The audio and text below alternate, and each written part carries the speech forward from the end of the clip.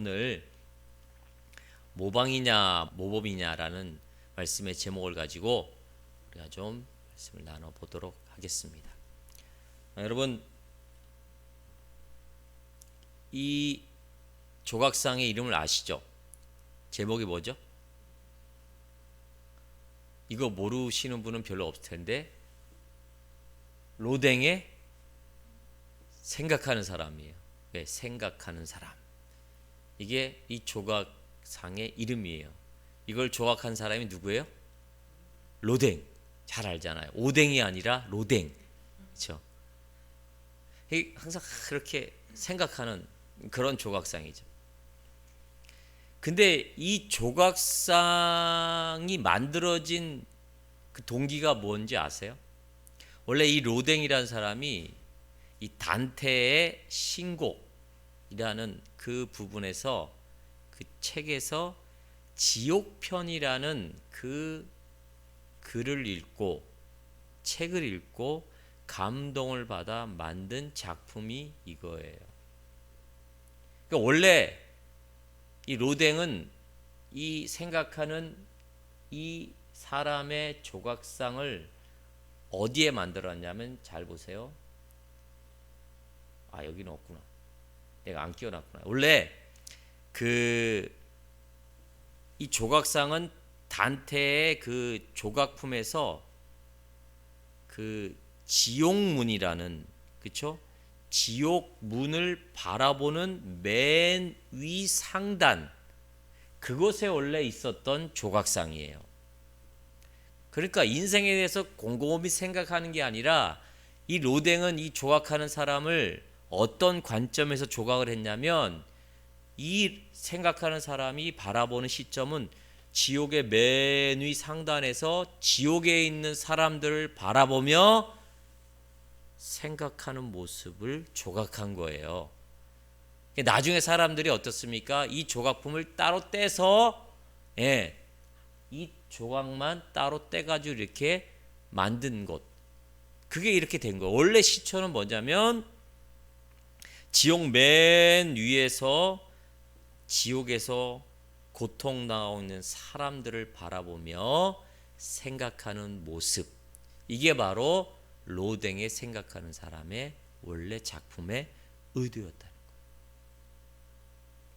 여러분, 로댕이 뭔 생각을 하고 있었을까요? 지옥 맨 위에서 지옥에 간 사람들의 그 모습들을 보고 어떤 생각을 했을까요?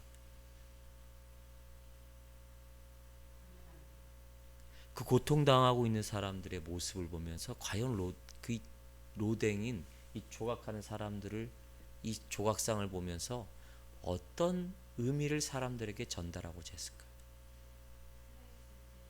살아있을 때 잘하자. 잘해야 된다. 야, 지옥에서 저렇게 고통을 당하구나. 여러 가지 생각을 할 수 있었을 거예요. 여러분, 우리가 지옥이라는 것을 생각할 때는 항상 우리가 기억해야 되는 것은 심판이라는 것을 우리가 기억해야 됩니다. 여러분, 지옥과 천국, 천국과 지옥은 심판이 있은 후에 우리 인생이 가는 두 가지의 갈림길의 결론이죠. 자, 이런 로댕의 생각하는 사람의 조각상을 보면서 우리는 과연 이 현대를 살아갈 때 우리는 어떠한 신앙의 모습으로 우리가 생각하며 우리를 돌아보며 어떻게 살아가야 될 것인가에 대한 질문들을 우리가 스스로 좀 던졌으면 좋겠어요. 자, 여러분, 우리가 좀 잊어버릴 수 있었는데, 우리가 몇 달 전부터 이제 창세기를 통해서 이 죄와 또 하나님의 그 사람들의, 의인들의 어떤 두 가지의 이 인생의 역사의 흐름을 살펴보았어요. 그렇죠?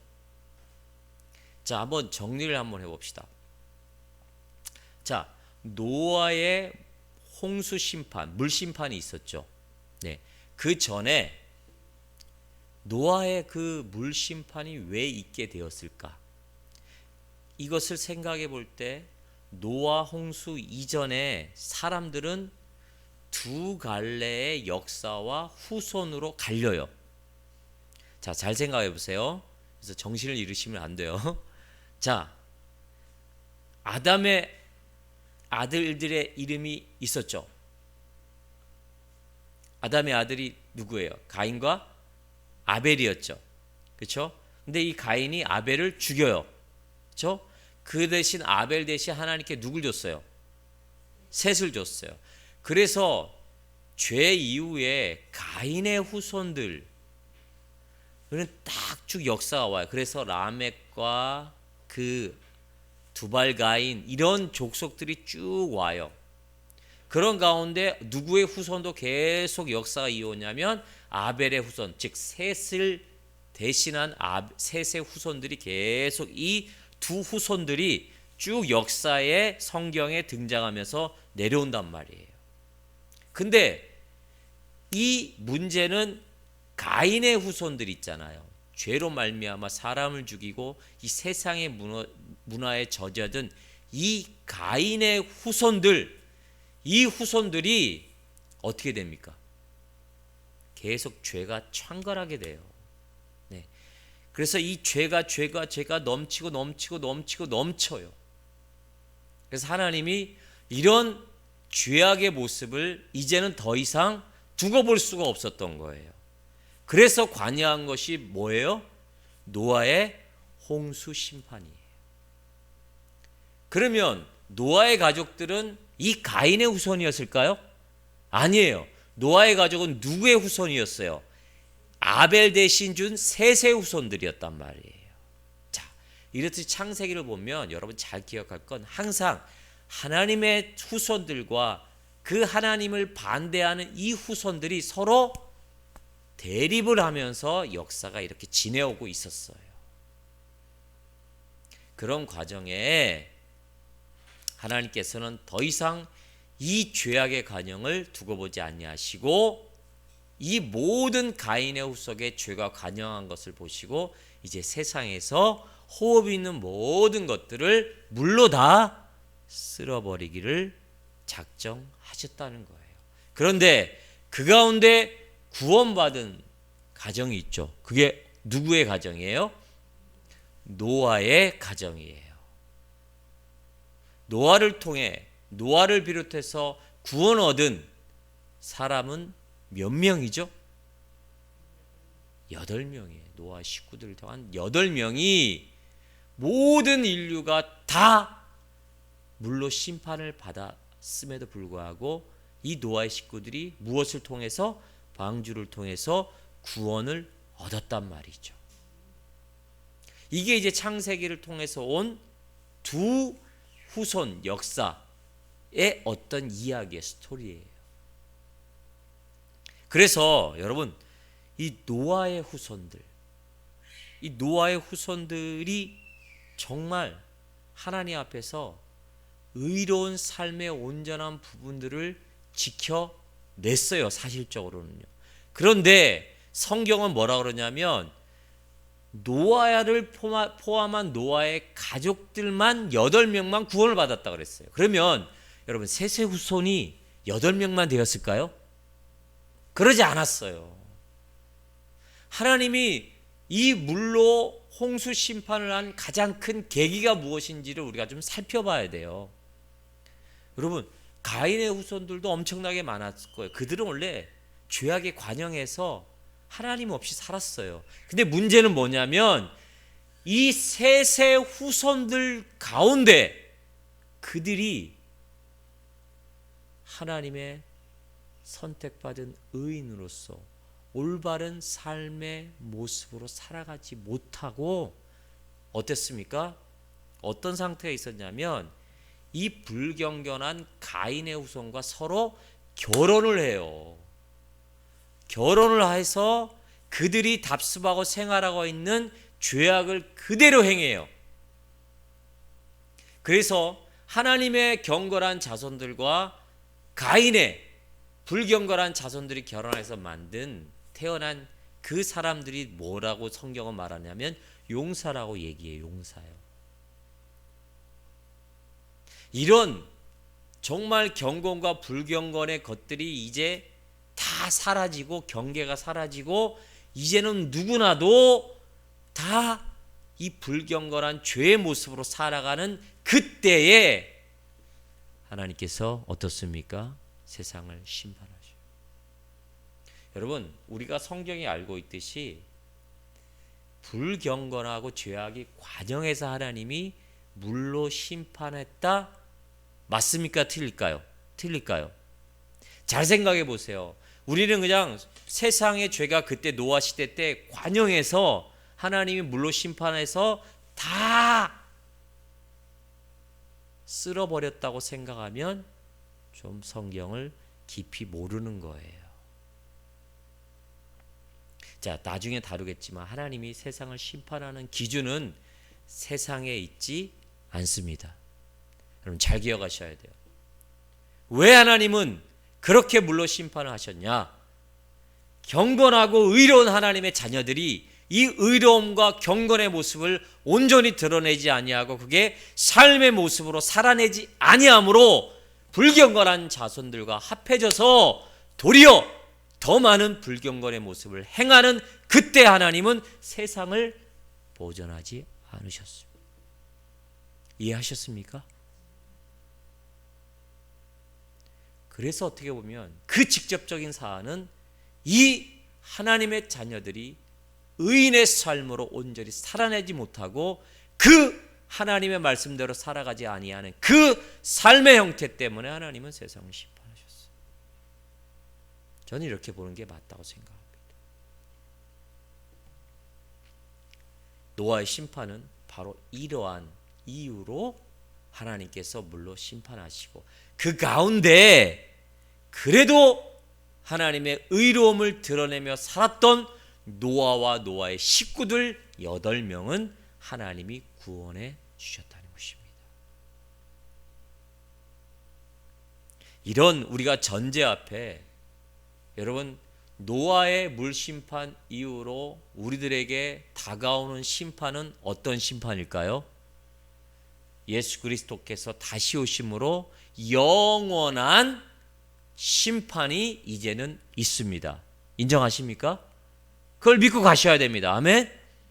그런 심판의 때에 종말에 사는 우리가 어떻게 살아야 될 것인가에 대한 이 질문에 우리는 확실한 답을 얻어야 될 줄 믿으시길 바라겠습니다. 자, 그러면 우리가 구체적으로 노아의 심판, 홍수 심판에 담긴 의미를 통해서 우리가 이 현대를 살아가는 이 삶의 방식을 한번 어떻게 살아야 될 것인가에 대한 답을 좀 얻고자 합니다. 저한테 집중을 해주시고요. 자, 노아의 홍수 심판은 딱 3가지 의미가 있어요. 하나는 심판 그 자체. 두 번째는 그래도 하나님께서는 노아의 가족을 통해 구원하셨다 라는 부분이 있고, 그리고 노아의 심판 후에 여러분 방주 심판 후에 하나님께서 다 물이 세상에 감해지고 나서 노아와 맺은 뭐가 있을까요? 언약이 또 있어요. 언약. 이 3가지가 노아 홍수 심판의 중요한 의미가 돼요. 그럼 한 가지 한 가지 좀 살펴보도록 하겠습니다. 첫 번째로 우리가 노아의 홍수는 심판이라고 그랬어요. 우리가 심판을 우리는 우리 신앙 가운데 잘 기억해야 됩니다. 여러분 이 노아의 심판은 하나님이 전 인류에게 남기신 기억이에요. 하나님께서 노아의 심판을 통해서 전 인류에게 전하고자 하는 하나의 메시지가 있었다는 얘기예요. 뭘까요? 분명히 기억해라. 죄가 관영할 땐 하나님께서는 심판하신다는 거예요. 특별히 믿는 하나님의 백성들에게 중요한 동기부여를 하셨어요. 뭐예요? 영적으로 깨어있어 온전한 빛과 소금의 역할을 감당하며 살아야 된다라는 이 깨어있음의 동기부여를 이 심판의 사건을 통해 우리들에게 전해주고 있다라는 것입니다. 여러분, 하나님은 죄와 절대 같이 할 수가 없는 분이십니다. 아멘. 하나님 죄가 가증하면 심판하십니다.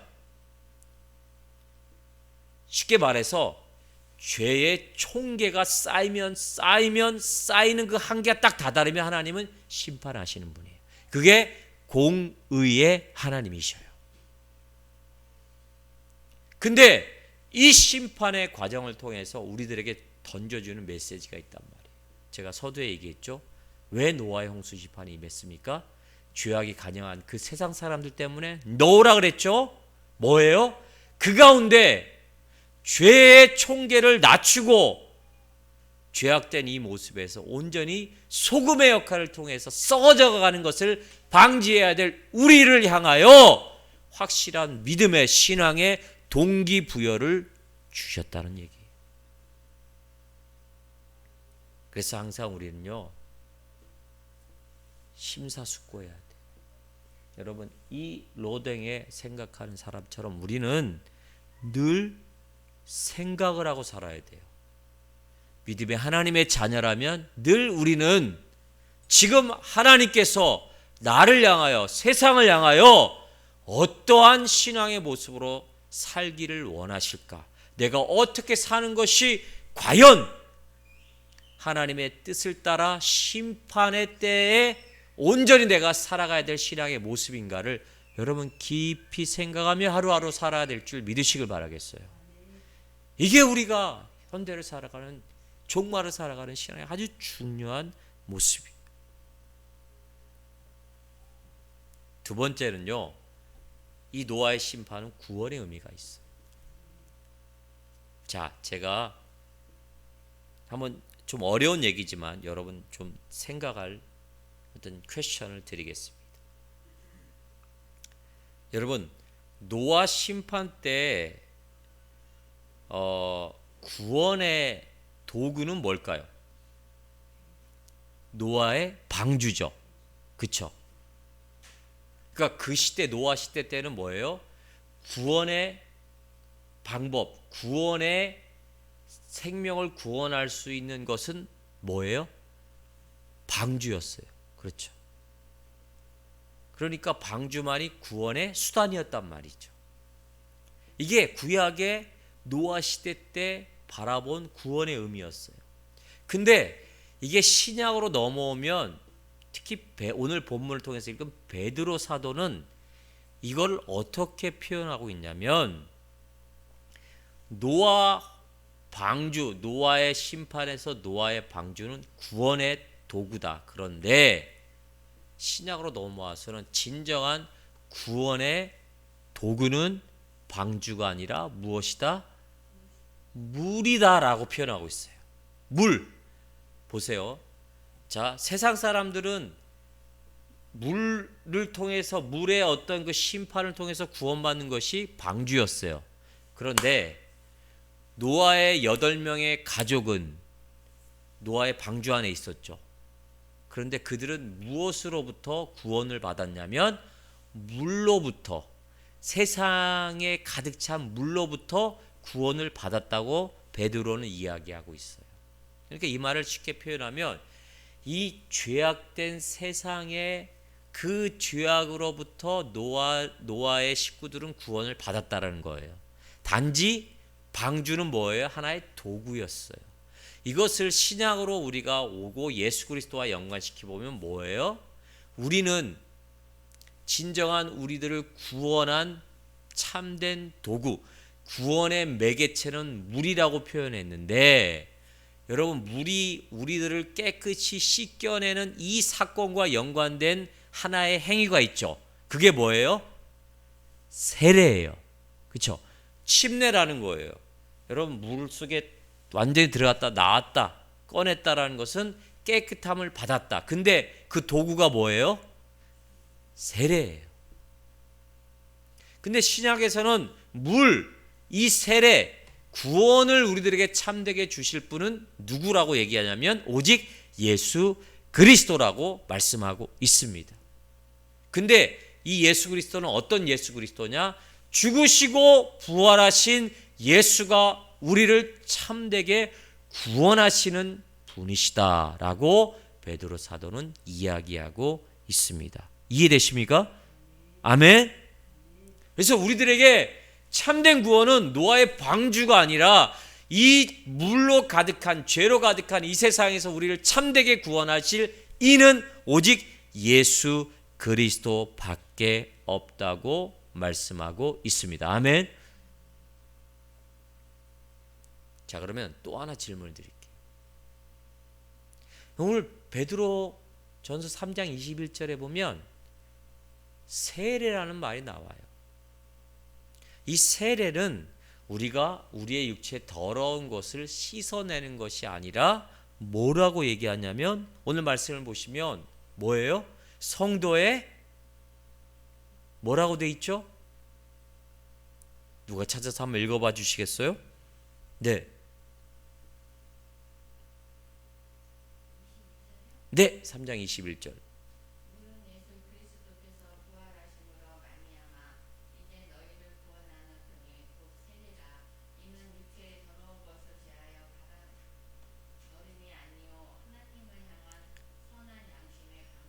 아멘. 세례가, 여러분, 세례는 어떻게 알고 있어요?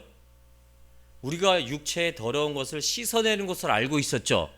그렇죠? 우리가 세례 받으면 죄를 씻음을 받았다는 의미로 알고 있는데, 오늘 베드로 전서 3장 21절에 뭐라 그랬어요? 후반절에 세례는 뭐라고요? 하나님 선한 양심의 강구라고 얘기했어요. 여러분, 이 말이 무슨 말일까요? 왜 베드로는 하나님을 향한 선한 양심의 강구가 세례라고 얘기했을까요?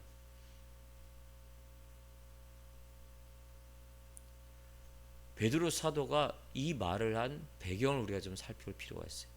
요 베드로 사도 시대의 교회들 안에 아직까지 유효한 사상이 하나 있었어요.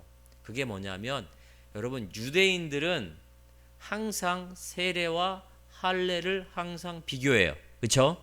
그래서 그들이 참된 유대인이 됐다, 유대인의 증거가 뭐냐면 할례예요. 그래서 이들의 사상에는 뭐가 들어있냐면, 할례를 받아야 유대인이고, 유대인은 하나님의 선민 백성으로 구원받은 자다. 그러니까 고로 뭐예요? 할례를 받으면 하나님께 다 구원받은 하나님의 백성이 됐다, 즉 죄가 씻겨졌다라고 생각하고 있는 이러한 신앙의 생각들을 가진 사람이 많다는 얘기예요. 그런데 이런 사상은 예수 그리스도께서 오심으로, 예수 그리스도를 믿음으로 말미암아 구원 얻는다는 이 진리와 딱 어떻게 됩니까? 대치하게 되잖아요. 자꾸만 그 사실을, 예수를 믿음으로 구원을 얻는다는 이 믿음과 자꾸만 교회 안에는 뭐가 부딪히게 되냐면, 아니야, 할례를 받아야 돼. 할례와 똑같은 세례를 받으면 무조건 하나님의 자녀되고 죄 씻음을 받을 수 있어 라는 신앙의 대립이 있었단 말이에요. 그러니까 베드로 사도는 뭐예요? 세례는 그런 것이 아니다. 그래서 하나님을 향한 우리들의 선한 양심의 강구다라고 표현하고 있어요. 자, 그러면 들어보세요. 선한 양심에 대한 강구, 이게 뭘까요? 자, 세례를 얘기할 때 항상 두 가지를 생각해야 돼요. 여러분, 세례는 우리가 하나님의 자녀가 되었다라는 하나의 표징이에요. 그렇죠? 우리는 세례는 물 세례가 있고, 또 하나는 무슨 세례가 있어요? 우리 믿음 안에, 말씀 안에, 장로교회에는 뭐가 있냐면 물 세례 플러스 성령 세례가 있어요. 자, 따라합시다. 물 세례, 성령 세례. 예수님이 세례 요한의 세례를 받으시고 비둘기 아래에서 내려왔잖아요. 이 물 세례는 하나의, 보이는 하나의 뭐예요? 표징이에요. 더 중요한 건 우리가 세례를 받음으로 우리 안에 성령이 역사하고 성령이 자리 잡고 성령이 함께 하심으로 말미암아 나타나는 현상, 그게 있어야 진정한 세례를 받은 사람이다 라고 얘기하는 거예요. 이해하십니까? 아멘. 세례는요, 세례를 받았다 해서 하나님의 자녀가 되는 것이 아니에요. 그 안에 이제는 하나님을 향한 선한 양심의 간구, 이건 뭐냐면 세례 받은 자는 온전히 나의 연약함을 알고 내 모습의 죄악된 모습들을 알고 이제는 하나님의 말씀대로 사는 삶의 온전한 행위가 있는 신앙의 모습들을 보이는 것이 참된 쇠례자의 모습이라는 것입니다. 아멘. 그게 누굴 통해 가능하다고요? 우리 예수 그리스도를 통해서 가능하다라는 것입니다. 여러분, 세상에는 두 가지 성도가 있는 것 같아요. 우리가 성령이 역사함에도 성령이 요구하시는 그 성령의 감동대로 인도하심대로 사는 하나님의 백성이 있는 반면, 그 성령의 감동과 성령의 인도하심을 끝까지 부인하면서 외면하는 이 두 부류의 사람이 있어요. 그런데요, 이 마지막 때 임할 하나님의 심판, 또 노아 홍수 때 임한 하나님의 심판은 바로 이 두 번째 성령의 인도하심과 하나님의 말씀대로 그렇게 살기를 끝까지 외면하여 세상에 불경건한 족속과 그 사람들과 어울려 그 길로 가서 그 경건을 잃어버린 자들 때문에 심판이 있었다. 여러분, 우린 날마다 이 구원이라는 것들을 우리 안에 이루어내야 됨을 믿으시길 바라겠어요. 내가 세례받았다고 다 온전한 구원의 모습으로 나아가는 건 아닙니다. 구원받은 자는 그 안에 성령이 함께 하심으로 이전까지 몰랐던 죄악의 모습들에 대하여 대항하기 시작합니다. 싸우기 시작합니다. 두 마음이 싸우기 시작합니다. 그러나 결국에는 성령의 마음을 따라 순종하며 그 마음을, 그 신앙의 모습을 따라 살아가는 자가 하나님의 사람이에요. 우리는 이 방향을, 이 목표를 정확히 두고 가야 될지 믿으시길 바라겠어요. 오늘 내일 말씀을 통해 기도하는 가운데, 삶을 살아가는 가운데 그렇게 성령이 우리에게 순간순간 말씀을 깨닫게 하시고 이해하게 하시고 그렇게 실행하게 하시는 그 성령님과 동행하는 이 삶이 우리들에게 절실하게 필요하다는 것입니다. 이게 진정 세례받은 자의 참된 모습이에요. 구원받은 자의 참된 모습이에요. 자, 그러면 왜 이렇게 살아야 되는 것이 중요한 것일까? 마지막으로 언약에 관한 부분들을 우리가 살펴보므로 좀 결론을 맺기를 원합니다. 노아와 하나님과 노아 홍수 후에 무지개 언약이라고 그러죠. 그렇죠? 뭐예요? 무지개를 딱 보임으로 하나님께서 뭐예요? 내가 다시는 세상을 물로 심판하지 않겠다. 무지개 볼 때 여러분 어떤 생각을 드세요? 빨주노초 파남보 12색이 보인다. 이 노래 몰라요? 이 노래 알면 올드한 분이에요. 여러분, 무지개는 근데 요새 무지개 자주 봐요? 선생님? 인공적으로 만든 무지개 말고요. 정말 구름 사이로 제주도 가서 저 한번 와 진짜 멋있는 무지개를 봤어요. 무지개를 보면 우리들은 어때요? 아름답다 이거보다는 와, 저 무지개가 뜸으로 하나님의 우리들에게 주신 언약을 생각해야 됩니다. 다시 물로 심판하지 않겠다. 이걸 다른 말로 하면 보전 언약이라고 그래요. 뭐예요? 다시는 세상을 심판하지 않고 하나님이 보존하시겠다라는 언약이 바로 노아와 맺은 보전 언약이에요. 이해하십니까? 이 보전 언약은 창조 세계 자체를 이제 보존하겠다는 약속을 하신 거예요. 두 번째, 중요한 건데, 이 창조 세계를 보존하는 데 있어서 보존에 근거된 이유를 뭐로 두시냐면 경건한 자들을 통해 세상이 보존될 것이다 라는 것이에요. 이 보존 언약에는 이 두 가지 의미가 있어요. 자, 첫 번째 뭐라고요? 세상을 내가 심판하지 않겠다, 보존하겠다. 근데 보존의 이유가 뭐냐면 경건한 자들을 통해서 세상을 보존하겠다. 그러니까 하나님은 이 언약을 맺고 지키는 자들을 통해 세상이 보존될 것이라고 언약을 맺으신 거예요.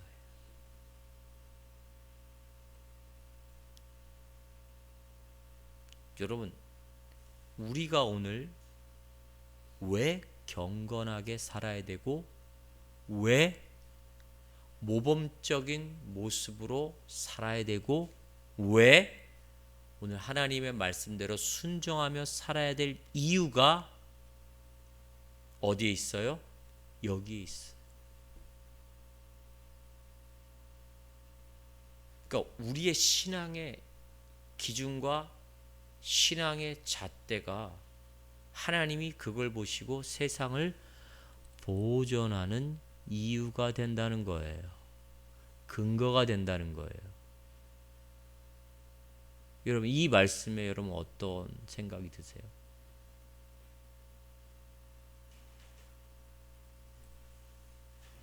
우리 심각하게 받아들여야 돼요.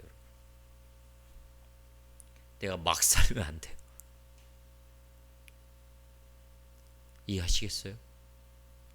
죄악 시대면 그 하루하루를 보낼 때 이 세상이 어떻게 보면 좀 많이 갔지만 이 세상을 보존하는 하나님의 그 보존의 언약은 짧아지고 줄어들 수 있다는,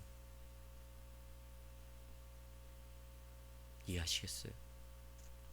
그럼 이거 목사님 그런 말을 좀 충격적인데요. 제 말이 아니에요. 성경이 돼 있어요. 베드로 후서 2장 5절 말씀에 오면 옛 세상을 용서하지 아니하시고 오직 의를 전파하는 노아와 그 7 식구를 보존하시며, 여러분 보세요. 오직 의를 전파하는 노아와 그 7 식구를 보존하셨어요. 경건하지 아니한 자들의 세상에 홍수를 내리셨다고 그랬어요. 여러분, 우리가 의를 전파하고 하나님의 방법대로 살아가는 것이 이 세상이 보존되는 방법이에요.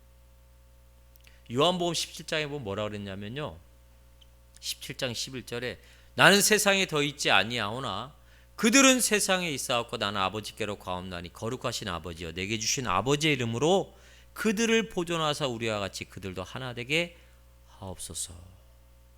성경은요, 경건한 자들의 보존으로 인하여 세상의 보존도 가능하다고 말씀합니다. 아멘.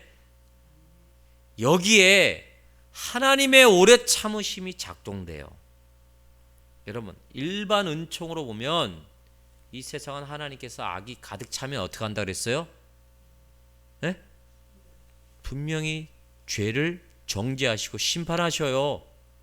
그런데 이 경건한 자들을 통하여 하나님은 참으셔요. 그 심판을 연기하시고 그 심판을 참으신단 말이에요. 이게 하나님의 오래 참으심이에요. 그 근거가 뭐라고요? 경건한 자들의 삶의 모습이라는 거예요. 이 세상의 보존은요, 구약에는 의인들로 말미암아 가능했어요. 근데 신약에는 누구를 통해 가능하냐면 제자들을 통해 가능해요. 여러분, 저와 여러분 예수님의 제자 맞습니까? 틀립니까? 인정하십니까? 우리는 속사도는 아니지만 사도들의 가르침을 받아서 후대로 전해온 그 말씀의 계승자들이에요. 아멘. 이 시대의 사도예요. 우리를 통해 이 세상이 보존이 가능하다는 것입니다. 예레미야에 보면 예루살렘 성이 멸망당했을 때, 멸망이 임했을 때 하나님 예레미야를 통해서 야, 정의를 행하며 진리를 구하는 한 사람이라도 내가 이곳에 있으면 내가 이 예루살렘을 멸망시키지 않겠다고 그랬어. 소돔과 고모라를 멸망할 때 거기에 의인 몇 명이 없어서 소돔과 고모라가 망했어요? 의인 10명이 없어 망했어요. 이 말씀을 바꾸어서 말하면 의인 한 사람이라도 있었으면 예루살렘 멸망당하지 않았어요. 소돔과 고모라 성에 의인 10명만 있어도 그 성은 보존됐습니다. 이해하시겠습니까? 여러분, 하나님의 심판은 무섭습니다. 우리가 바라보는 심판, 영원한 심판은 있어요. 그렇죠? 예수님의 재림 때. 근데 예수님의 재림 때의 그 심판이 아니더라도 우리가 살고 있는 이 시대 하나님의 심판과 하나님의 그 멸망시킴과 그 하나님의 그 심판의 모습들은 나타나게 되어 있습니다. 자연의 도구를 통해서 어떻게 보면 질병이라는 것을 통해서 하나님은 그 죄에 대하여 총계가 쌓이며 하나님께서는 징계하십니다. 근데 그 하나님의 징계하심을 유보하고 참게 만드는 것이 바로 의인의 온전한 삶의 모습이라는 거예요. 자크 엘웰이라는 사람은 이렇게 얘기했어요.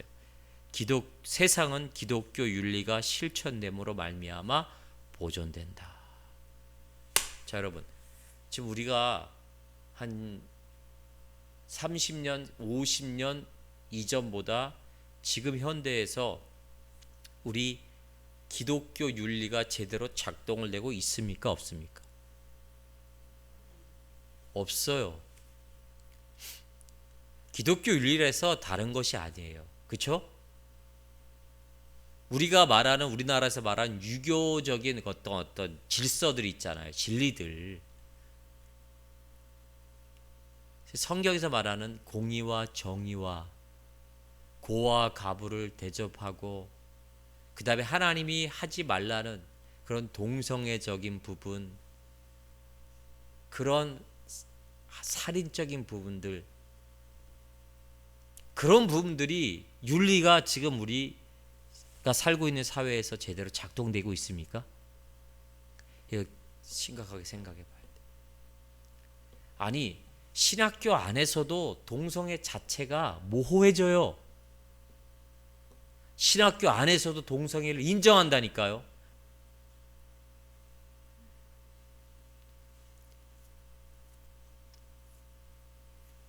디트리히트 보네퍼라는 사람이 이런 얘기했어요. 악에 저항하지 않으므로 악이 새로운 악으로 번져가지 않는다고 얘기했어요. 그러므로 악의 실체가 드러난다고 그랬어요. 근데 우리가 살고 있는 세상을 보십시오. 여러분, 악은 악으로, 눈은 눈으로. 여러분, 누가 나에게 넌 나에게 모욕감을 줬어. 그래서 이병헌이 죽이잖아요. 무슨 내용인지 모르세요? 여러분, 악으로 악을 갚으면 악의 실체가 드러나지 않는다는 거예요. 근데 우리가 살고 있는 사회에서 뭐예요? 악은 반드시 당하면 악으로 가게 돼 있어요. 이런 시대에 살고 있어요. 존 스토트는 뭐라고 그랬냐면, 악이 번져가는 현상을 악의 총계적 증가라고 표현하고 있어요. 그리고 경건한 자들이 세상을 보존하는 방법은 이 악이 총계적으로 증가하는 것을 감소시킬 때 가능하다고 얘기했어요. 이해하십니까? 잘 이해가 안 되시는 부분. 사도 바울은 성경에 로마서에 보면 뭐라고 그랬어요? 아무에게나 악을 악으로 갚지 말고 모든 사람 앞에 선한 일을 도모하라 할 수 있거든. 너희로서는 모든 사람과 더불어 화목해라. 여러분, 악을 악으로 갚지 말아요. 근데 우리가 개인적으로 보면 악으로 악을 안 갚죠. 그쵸? 안 갚고 싶죠. 근데 진짜 억울하게 죽어가고 억울한 일을 정말 당하면 어떻습니까? 말로 악을 갚잖아요. 그쵸? 더 나아가서 행동으로 악을 갚잖아요. 똑같이 당해보라 하면서 그렇게 악을 해서 갚잖아요. 그런데 왜 성경은 이렇게 하지 말라 그랬느냐? 악으로 악을 갚으면 회포 말처럼 무엇이 드러나지 않아요? 악이 드러나지 않아요. 우리가 악으로 악을 갚으면 이 세상의 악은 더 늘어나게 돼 있단 말이에요. 그럼 하나님 심판하셔요. 우리가 악으로 악을 갚지 않아야 악이 증가하지 않고 악이 줄어든다는 얘기입니다. 아멘. 그래서 세상이 보존된다는 것입니다. 우리가 억울하고 힘들지만 악으로 악을 갚지 말아야 될, 선으로 악을 이겨야 될 이유가 여기에 있는 거예요. 나 개인적으로 봐서는 정말 악을 갚아야 되지만 이 세상의 보존을 위해서 악이 총계적으로 늘어난 것을 감소시키기 위해서 우리는 악으로 악을 갚지 말아야 돼요. 그래서 사도 바울은 이런 고백을 성도들에게 했습니다.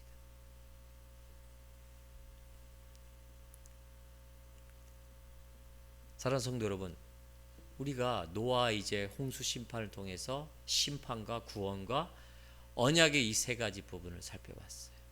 결론적으로 그러면 이러한 노아의 홍수 심판의 의미를 바라보는 우리가 지금 현대적으로는 어떠한 신앙의 모습을 살아야 되냐? 따라합시다. 빛과 소금의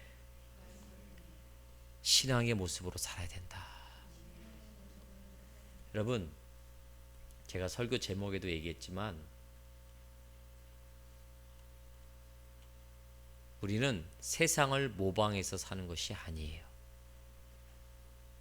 세상의 빛과 소금의 모습으로 모범이 되어야 될 줄 믿으시길 바라겠어요.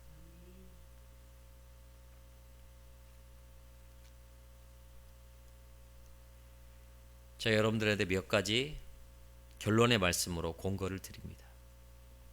우리가 어떻게 살아야 되냐, 구체적인 방법. 첫 번째로는 하나님의 경고에 대해서 그 하나님의 경고에 대한 면역 체계를 버려야 됩니다. 여러분, 좀 어려운 말일 수 있는데 우리가 코로나 바이러스를 이기는 건 뭐가 있어야 되죠?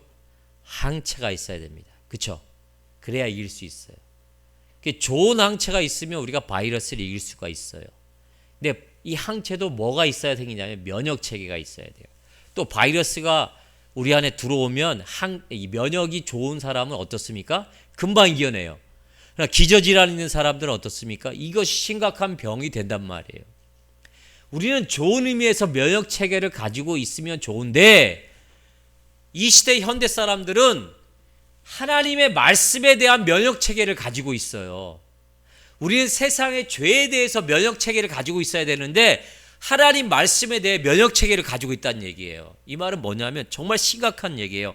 로마서 1장 32절 말씀에 뭐라 그랬냐면 그들이 이 같은 일을 행하는 자는 사형에 해당한다고 하나님께서 정하심을 알고도 자기들만 행할 뿐 아니라 또한 그런 일을 행하는 자들을 옳다 하느니라. 하나님은 이건 사형이 맞아 그랬는데 어떻습니까? 아니야, 사형이 아니야. 이건 옳은 일이야. 그리고 다른 사람을 그렇게 하는 사람을 옳다고 이야기하는 하나님의 경고의 말씀에 온전히 어떻습니까? 그것에 대해 순종하지 아니하고 그것에 대해서 면역 체계를 발동하는 이 신앙의 모습을 버려야 된다는 것입니다. 이해하시겠습니까? 아멘. 우리는 세상의 죄에 대해서 면역 체계를 기르면 되는데 이상하게도 요새는 하나님 말씀에 대한 면역 체계만 늘어나요. 하지 말라는 것, 아니 더 나아가서 무감각해져요. 그러니 나뿐만 아니라 다른 사람이 똑같이 그렇게 말씀을 어기고 나아가는 그 모습을 보고 잘했다, 옳다라고 이야기하는 이 모습이 우리 안에 있다라는 얘기예요. 잘 보세요 여러분. 이혼이나 낙태나 동성애 이게 정당화되고 있어요 여러분. 합법화돼서 사회적으로 용인되는 현상이 지금 우리 안에 있습니다.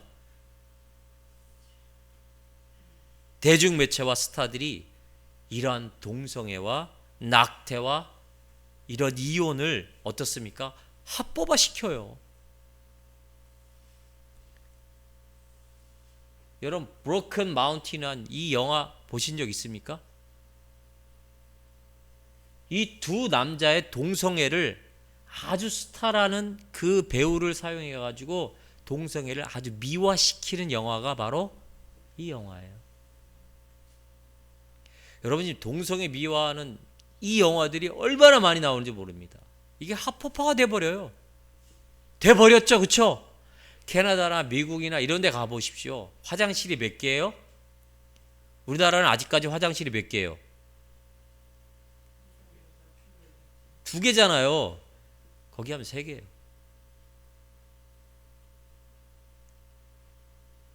동성애가 여러분 성경에서 금하고 있습니까?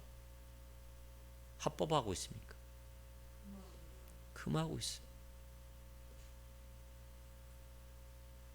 낙태, 이혼 이런 것들이 성경에서 금하고 있습니까? 합법하고 있습니까? 금하고 있습니다. 근데 지금의 미디어들과 스타들은 이런 것들을 다 미화시켜서 합법화시켜. 여러분 이 영화 아세요?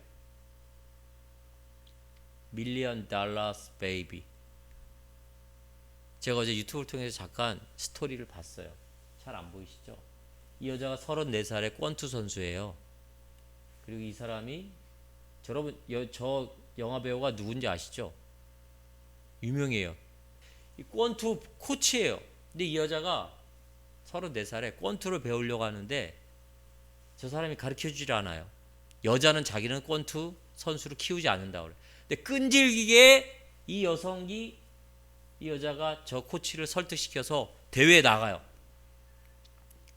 정말 잘 승승장구하면서 딱 이제 챔피언 자리까지 가고 그랬는데 어느 날 하루는 이 독일의 권투 선수, 여자 권투 선수 권투를 하는데 이 독일 선수가 아주 불법을 행하고 반칙을 일삼는 그런 여자 권투 선수예요.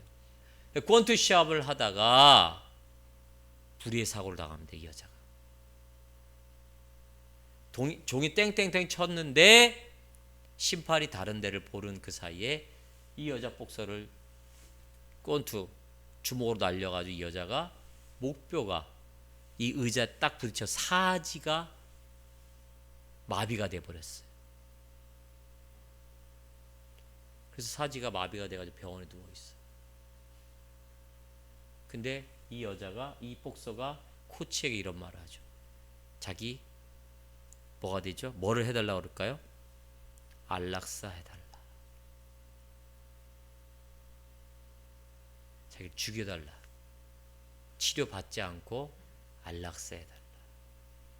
근데 안락사라는 이 주제를 이 영화는 아주 이 여인의 그 감정과 어떤 미묘하게 그런 것들을 참 미화시켜서 뭡니까? 안락사 자체를 아름다운 것으로 미화하는 이 영화가 바로 이 영화예요.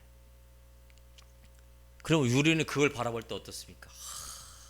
아름답다. 안락사 괜찮다. 여러분 지금 우리가 살고 있는 현대에는 성경에서 금하는 그 자체를 정말 잘 미화시키고 합법화시켜요. 여러분 퀴어 축제도 보세요. 이게 합법화가 돼가지고 서울 광장에 난리잖아요. 이 코로나로 이렇게 모이지 못하는 때에도 올해도 원래 퀴어 축제가 열리고 승인을 해줬대요. 여러분 이럴 때 우리는 어떻게 해야 됩니까? 우리 어떻게 해야 되냐고요. 따라합시다. 깨어 있어야 한다. 깨어 있어요. 어떻게 깨어 있어야 돼요? 세상의 자기 정당화, 합법화, 죄 미화에 맞서 우리는 다른 삶의 스타일을 그들에게 보여주고 영향을 미쳐야 돼요. 이게 바로 빛과 소금의 삶의 모습이에요. 잘못됐다. 반드시 성경에서 금하는 것은 보여줘야 됩니다. 그것을 외쳐야 됩니다. 우리 삶을 통해 그렇게 살아가야 될 줄 믿으시길 바라겠어요. 그러지 아니하면 어떻게 된다고요? 악의 총계가 쌓여간다고요. 하나님이 여러 가지 방법을 통해서 심판하신다. 외쳐야 됩니다. 삶으로 그것을 보여주시길 부탁드리겠습니다. 날마들인 말씀을 통해 신앙의 각성을 일으켜야 되고요. 하나님 말씀에 대한 이 면역력을 제거해 버려야 됩니다. 도리어 이제는 하나님의 말씀을 받아들여 말씀을 통한 면역 체계가 생겨지므로 세상에 대하여 반드시 그 면역력을 전파하며 그 좋은 복음의 바이러스를 전하고 보여주는 이 삶으로 깨어 있어야 된다는 얘기예요. 이게 바로 모범적인 삶의 모습인 줄 믿으시길 바라겠어요.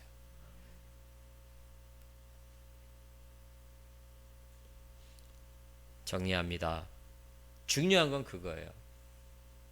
하나님이 이 세상을 보존함에 있어서 근거는 경건한 자들의 신앙의 모습이다. 저 여러분, 빛과 소금으로 살아야 될 이유가 여기에 있어요. 왜 예수님은 너희는 세상의 빛이다, 소금이다, 왜 그렇게 강조하면서 그렇게 예수님은 우리들에게 메시지를 전했을까요? 바로 세상을 보존해야 될 근거의 삶이 우리들에게 있기 때문에 그렇습니다. 힘들다고 포기해서는 안 됩니다. 여러분 아시겠습니까? 그래서 우리가 해야 될 의무이기 때문에 그것을 통하여 세상이 악해져 가는 것을 제거하고 줄여야 될 의무가 우리에게 있다는 사실을 기억하시고, 여러분 한 주의 삶에 이러한 신앙의 중심의 모습으로 내가 온전히 각성하고 깨어 있어야 될 줄 믿으시길 바라겠어요. 기도하겠습니다. 하나님